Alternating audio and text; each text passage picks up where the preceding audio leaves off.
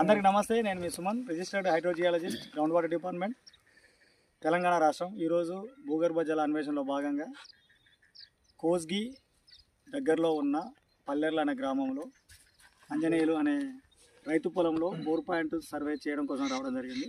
అంజీ, చెప్పండి, ఎందుకు నాకు ఈ అవకాశం ఇచ్చారు? అసలు నన్ను ఎందుకు పిలిచారు మీ ఊరికి?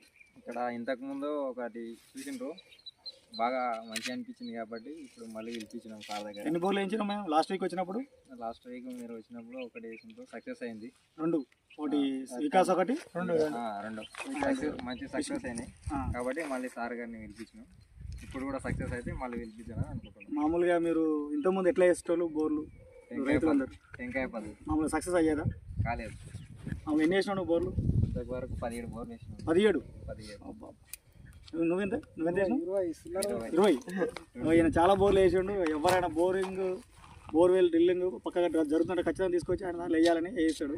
ఆయన బోర్లు అంటే చాలా ఇష్టం, కానీ సైన్స్ మాత్రం నమ్మడు. కొబ్బరికాయలు నమ్ముతాడు, కట్టెపుల్లలు, కోడిగుడ్లు, దోసకాయలు, టమాటాలు అట్లా అన్ని ఖచ్చితంగా ఉంటుంది. అదే అంటే వీళ్ళందరూ ఏంటంటే జియాలజీ సైన్స్ ప్రకారం పోయిన వారం ఒక 10 రోజుల క్రితం సర్వే చేయడం వలన ఇద్దరి రైతుల భూముల్లో 2 బోర్లు వేయించడం జరిగింది.